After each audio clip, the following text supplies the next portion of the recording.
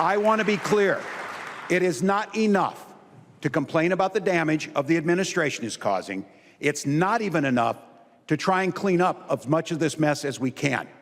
We need to prove to the people of Minnesota and to the American people there is a better way to govern. Because the truth is, this current administration in Washington, they're not forever. These small petty men will disappear into the dustbin of history, and when they do, there will be an opportunity and an obligation to actually rebuild government so that it works for working people. If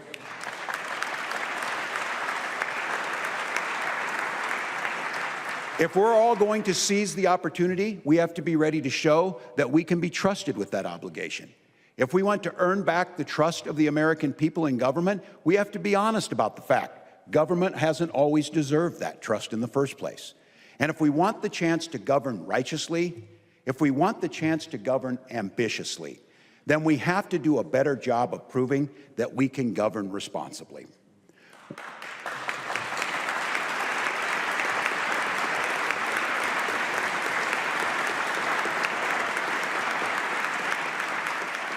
Which brings me to this year's budget. 2 years ago, we made historic investments in our people and in our future. And I want to be very clear. We are not walking away from the commitments we've made to our schools, to our health care, to green energy, to public safety, to feeding our kids, and to taking care of seniors. We keep that promise.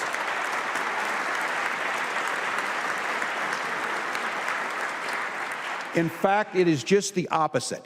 This year's budget protects those ambitious investments by embracing a spirit of responsibility and addressing some long-term budget challenges so that future leaders don't have to make impossible choices. So let me explain a little bit on this. Years ago, before many of us were here in St. Paul, members of both parties made a series of choices specifically around human services spending that has put us on a path of unsustainable cost growth. In just a few years, the biggest of these human services program will eat up $1 in every $8. We could ignore the problem for now. We'd have a surplus after this year. The wave won't crash this year, but it will crash. But while the problem was not the fault of many in this room, the solution should be our responsibility. So I'm proposing that we come together, DFLers and Republicans, House and Senate, and address this issue that we all inherited. For the economists in the crowd, my budget will be balanced for years to come. And in just the next 2 years, it will cut the structural imbalance by half. For everyone else, it's really this simple. Right now, we are the most generous state in the nation when it comes to the programs and services providing people with disabilities, and we should be damn proud of that.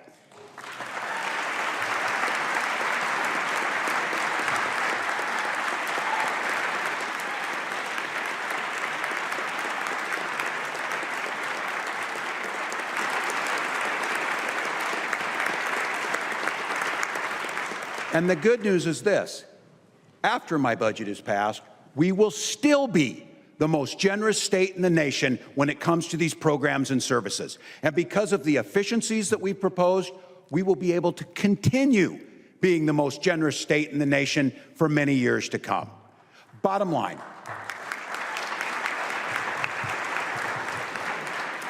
Bottom line, if we don't govern responsibly, someone else will get a chance to govern irresponsibly, and I refuse to let that happen.